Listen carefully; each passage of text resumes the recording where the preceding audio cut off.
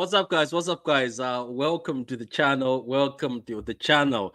I just came from a stream, so I thought the stream was going to end maybe around 10 o'clock. That's why I put the 10 o'clock preview.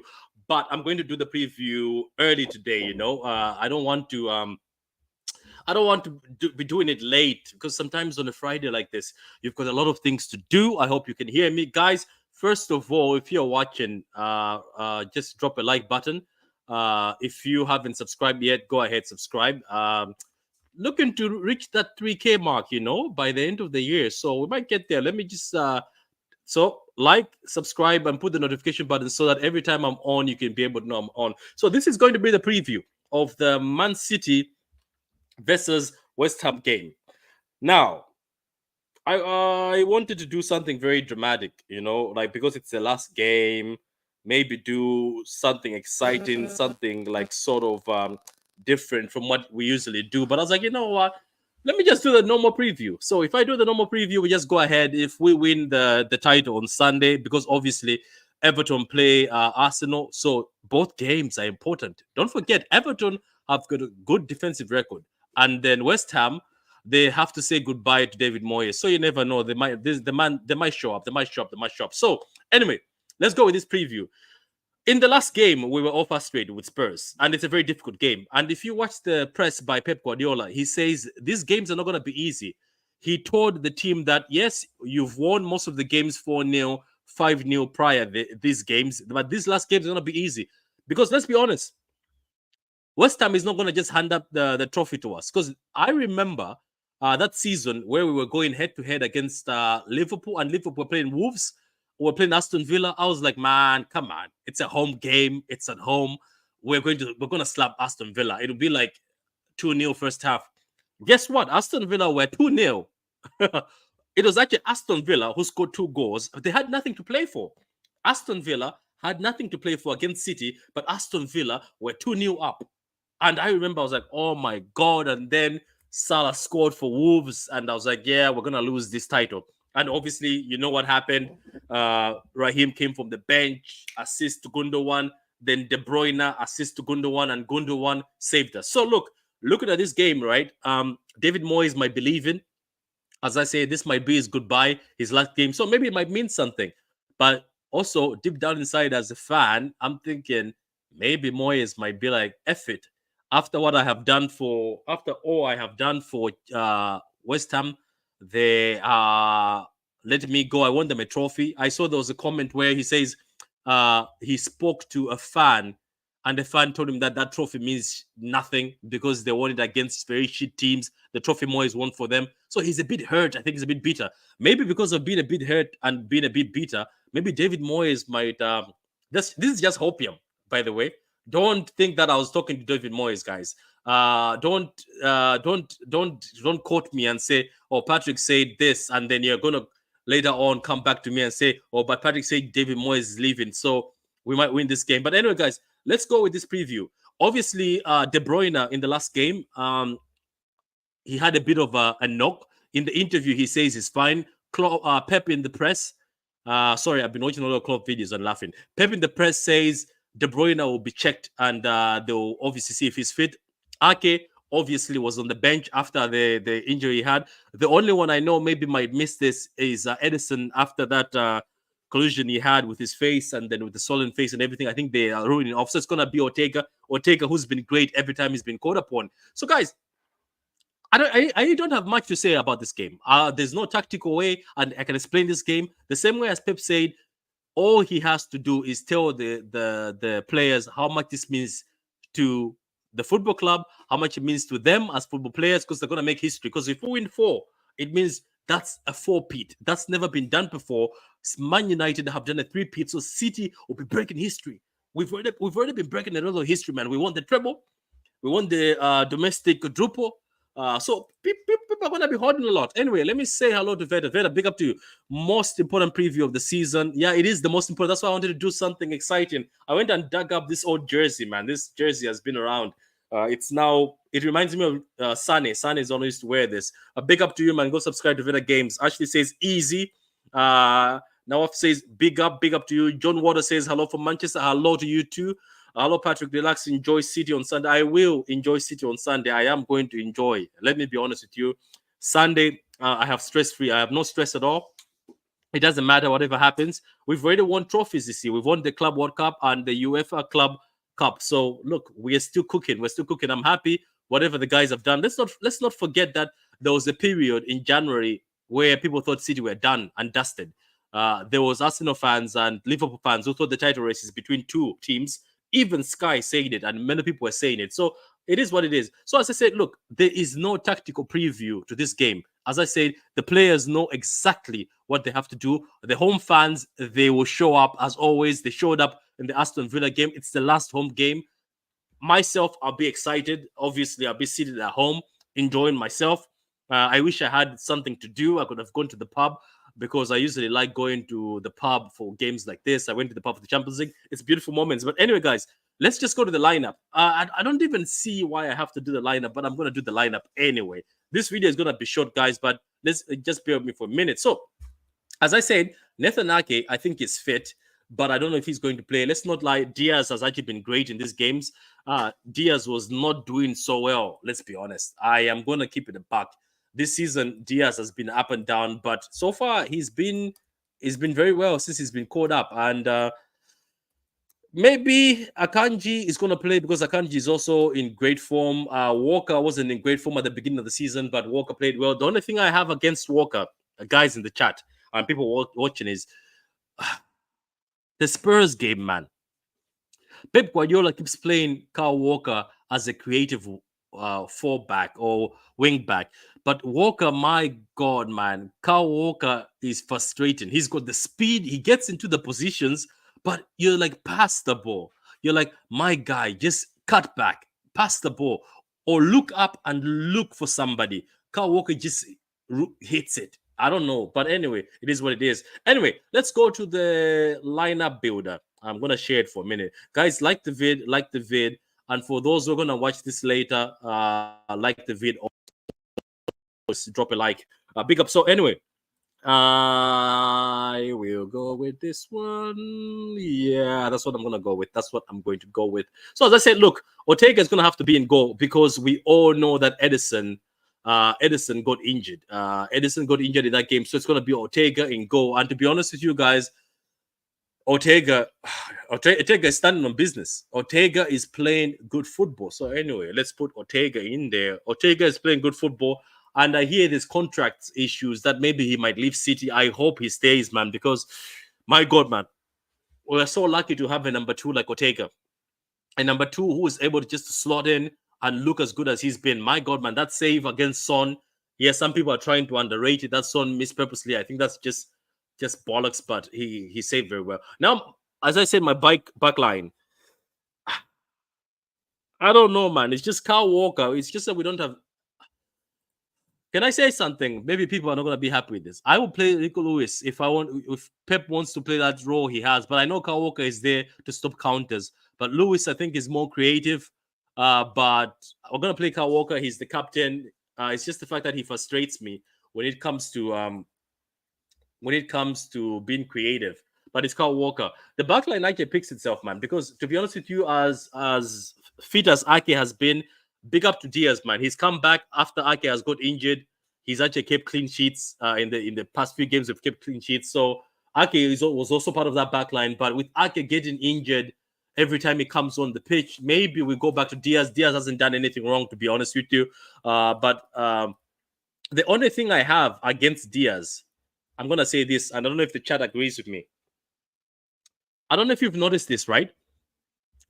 His build-up is slow. I mean, like when he's building from the back, it's slow.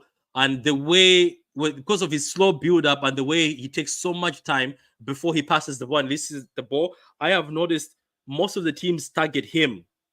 They go at Diaz. They make sure they target him because they know he's the one who's not comfortable on the ball.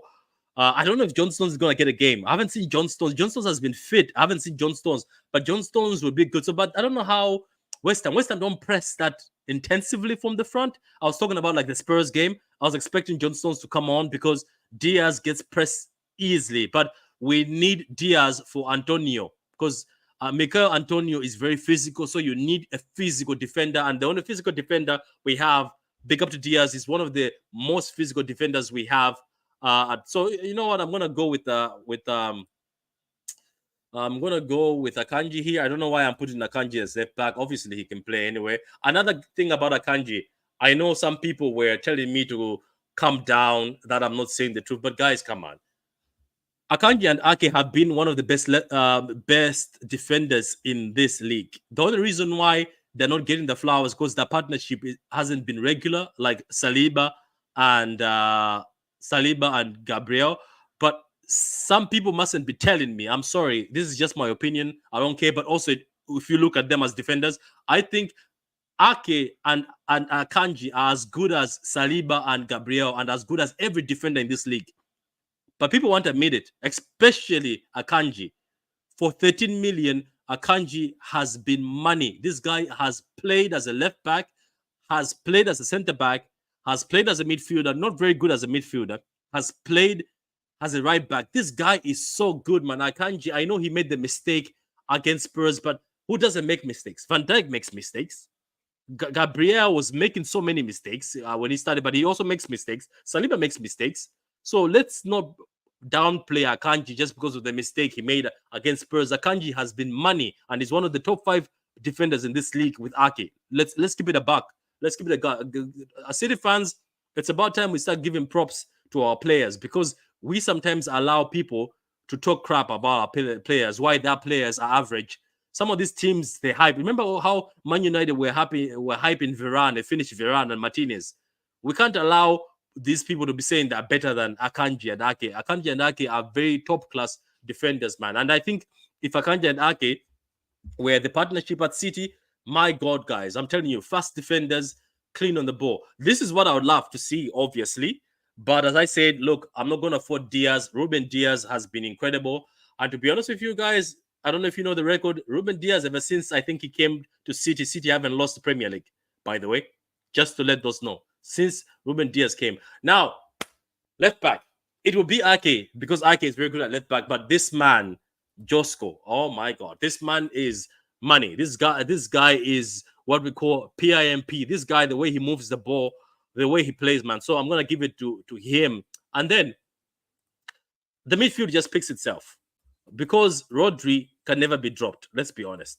Unless something, touch wood, my God, I don't want to say it. But Rodri, and next to him is Kovacic, who's been incredible again. A lot of people were doubting Kovacic ever since he came to City, but this guy has been incredible. Look at that. I'm confident. Look at that team. I don't know if anybody in the chat is disagreeing with what I've just picked right now. If you pick that team right now with Ortega in goal, Walker, as I said, I wish we had another right back, but it's Walker. It's just that Walker, he's a good 7th. I appreciate Walker, but the thing is, when he gets in the final third, and because right now Pep keeps using Walker and Josko as the force wingers, but the thing is, Josko is creative and he knows what to do with the ball in the final third, but Walker always has a brain fart when he gets there. But anyway, look at that back line. I think that's good enough. And Kovacic and Rodri have been playing good. Even Kovacic said in the interview, when I'm next to Rodri, I feel incredible. Now, is De Bruyne going to play? I don't know, because he got off, but I'm just going to say De Bruyne, because I know everybody wants Foden, but if you look at this new system, Foden keeps playing down the middle. He doesn't really play as a winger. It's actually Josko who plays as a winger. So in this new system, even Bernardo doesn't really play as a winger. It's mostly like he tucks in, gets out, tucks in, gets out, the same as Foden. So I'm pretty sure KDB is going to play this last game. If KDB is injured, I know it's going to be Foden here. Pep might go for Doku because Doku skinned West Ham away. But anyway, we go with Foden here. To be honest with you guys, there's nothing to really think about, especially this time. Okay, this team will do the job on Sunday with ease. That's what I'm saying, that it's an incredible team, man. It's a beautiful team. And there's not really much to, like, I'm sorry, like, I think Pep Guardiola is going for the tried and tested players. So that's why you have a team like this. These are tried and tested. These are winners. I know Bernardo hasn't been having the best of games, but I think he's going for the try and tested thing, where you play players that have experience in winning. And he said in the press that these guys already know about winning. It's just about telling them that how much you want it, but they want it already. So that's the team, guys. As I said, there's not really much to talk. You can't even talk about tactics. Like, what tactics are you going to talk about in this game? I think this game, you just have to want it as a team, because you do know that Everton and Arsenal are playing. As Pep Guardiola says, when they're playing this game, they mustn't think about Everton and Arsenal. They must think about themselves. So I think this team is good enough. Ortega, incredible in goal. Walker, captain. Akanji, very fast. Diaz, physicality there for Mikel Antonio. And then Josko, very good as a left back. He was a bit iffy against Spurs, but quality is quality.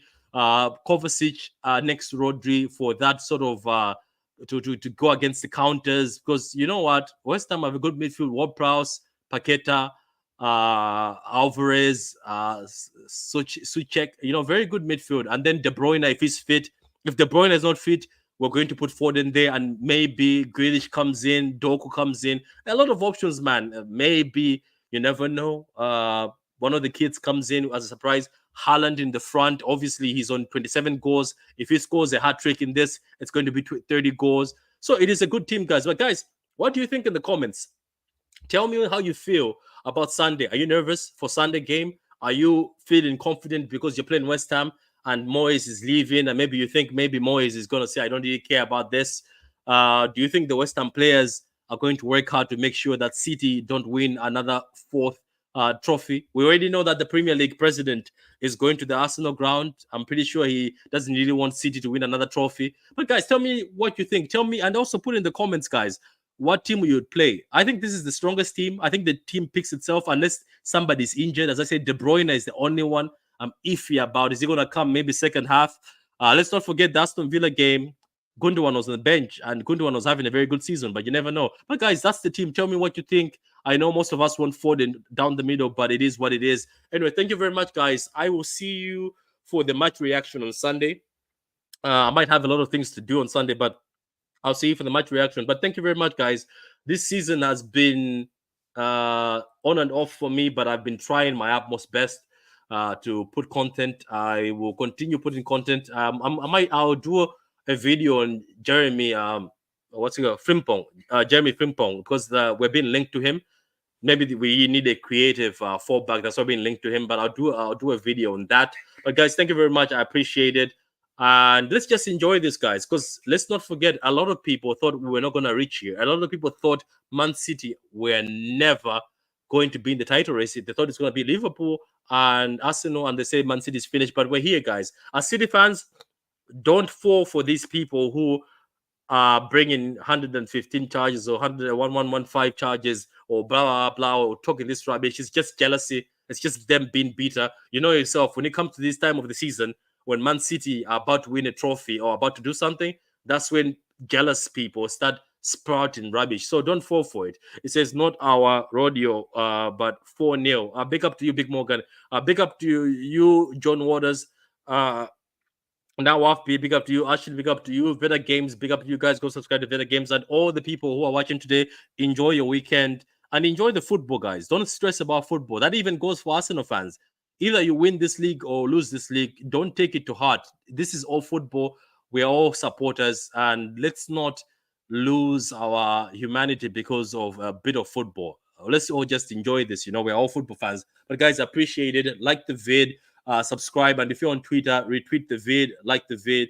That's it from me, guys. As I said, have an incredible weekend. And if we win this trophy, guys, yes, we're gonna be shameless. We are going to be shameless. Incredible.